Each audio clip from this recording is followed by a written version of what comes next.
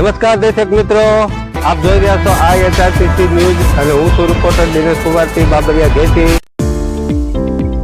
નમસ્કાર દર્શક મિત્રો, નવા વિડિયો સાથે આપનું હાર્દિક સ્વાગત છે. ભાવનગર જિલ્લા કલેક્ટર શ્રી ડોક્ટર મનીષ કુમાર બંચલના માર્ગદર્શન હેઠળ યોજાયેલી આ મોકડ્રીલમાં 108 ની ટીમ NCC, હોમગાર્ડ્સ, આરોગ્ય તંત્ર, પોલીસ, ફાઈટર, આપદા મિત્ર અને જિલ્લા વહીવટી તંત્રના વિવિધ અધિકારીઓ, ડિઝાઇન સ્ટાફ તથા વિવિધ ડિફેન્સના સ્ટાફ જોડાયા હતા. સફળ મોકડ્રીલ બાદ સંબંધિત વિભાગના અધિકારીઓ શ્રીને પોલીસ અધિક્ષક શ્રી ડોક્ટર હર્ષદ પટેલ દ્વારા માર્ગદર્શન આપવામાં આવ્યું હતું. અને હું છું રિપોર્ટર દિનેશ કુમારસિંહ બાબરિયા ઘેટી.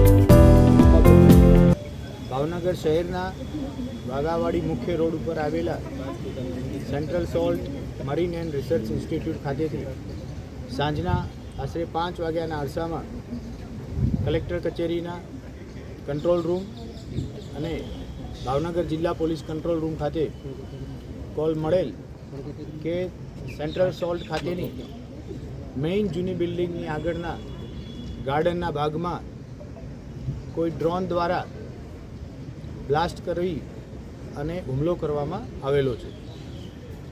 સમાચાર મળતાની સાથે જ સ્થાનિક SDM, ડેપ્યુટી SP, કોર્પોરેશનની ફાયરની ટીમ, હોમગાર્ડના જવાનો તેમજ અન્ય આપદા મિત્રો, સંબંધિત તમામ એજન્સી તાત્કાલિક અધિકારી અને કર્મચારી સાથે અત્રે પહોંચી ગયેલ હતા. પોલીસ વિભાગના જવાનો મારફતે સમગ્ર વિસ્તારને આઇસોલેટ કરી કોર્ડન કરવામાં આવેલું. ભાવનગર જિલ્લા ક્વિક રિસ્પોન્સ ટીમ અને BDDS અને SOGની ટીમ મારફતે વિસ્તારનું એન્ટી સબોટેજ ચેક કરવામાં આવેલું. સ્થાનિક જગ્યાએ જોતા ખૂબ મોટા પ્રમાણમાં બ્લાસ્ટ કરેલા કોઈ પદાર્થ દ્વારા હુમલો કરવામાં આવેલો એવું પ્રાથમિક દ્રષ્ટિએ જણાઈ આવતું હતું. બ્લાસ્ટ થયા બાદ એના જે પાર્ટિકલ્સ છે એનાથી ગાર્ડનની આજુબાજુ કોઈના કોઈ કામમાં રોકાયેલા વિદ્યાર્થીઓ, સેન્ટ્રલ સોલ્ટ ખાતે કામ કરતા કર્મચારીઓને અલગ અલગ પ્રકારની ઇન્જરી થવા પામેલી છે. જેમાંથી 8 જણાને અહીંયા સ્થાનિક લેવલે સારવાર આપવામાં આવેલી છે. 15 વ્યક્તિઓને ઇન્જરી થતાં અહીંયાથી ભાવનગર ખાતેની સટી હોસ્પિટલ ખાતે વધુ સારવાર માટે ટ્રાન્સફર કરવામાં આવેલા છે. જેમાં કમનસીબે 4 વ્યક્તિઓનું મૃત્યુ નિપજેલ છે અને જે 11 અન્ય વ્યક્તિઓ છે એ ગંભીર રીતે દાઝેલા હોવાથી તેમની સારવાર ચાલી રહી છે. અન્ય જે 23 જેટલા વિદ્યાર્થીઓને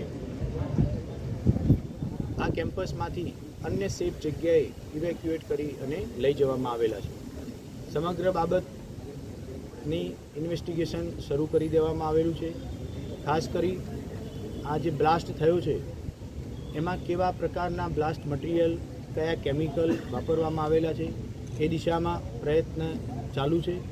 કેમ્પસની અંદર અન્ય કોઈ પ્રેશર પોઈન્ટ હોય કે સંવેદનશીલ જગ્યાઓ છે જ્યાં બ્લાસ્ટ થવાથી અથવા ફરીવાર જો હુમલો થાય તો આનાથી પણ વધુ નુકસાન થઈ શકે એવી તમામ જગ્યાઓ સર્ચ કરી એનું પણ કેસ ચેક કરી લેવામાં આવેલું છે. સિવિલ ડિફેન્સની આ મોકડ્રીલથી લોકોને શું કહેવા માંગશો? જ્યારે આવી પરિસ્થિતિનું નિર્માણ થતું હોય છે ત્યારે લોકોએ કેવા પ્રકારની સાવચેતી રાખવી જોઈએ? સિવિલ ડિફેન્સ ડિપાર્ટમેન્ટ દ્વારા આજની આ સમગ્ર મોકડ્રીલનું આયોજન કરવામાં આવેલું હતું. તેમાં સૌથી વધારે શ્રેય સિવિલ ડિફેન્સ ડિપાર્ટમેન્ટને જાય છે. જ્યારે પણ આ પ્રકારની કોઈ પણ આવી ઘટના ઘટે ત્યારે ખાસ મીડિયાના માધ્યમથી નાગરિકોને એ જ મેસેજ પાસ કરવાનો કે આવા સમયે સરકારી જે પણ એજન્સી છે એને કામ કરવામાં, ઇન્વેસ્ટિગેશનમાં કોઈ પણ પ્રકારની અગવડ ન ઊભી થાય એ દિશામાં આપણું અનુકરણ હોવું જોઈએ.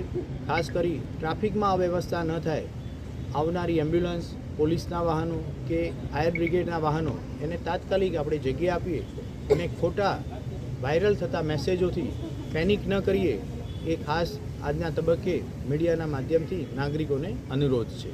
Okay, thank you.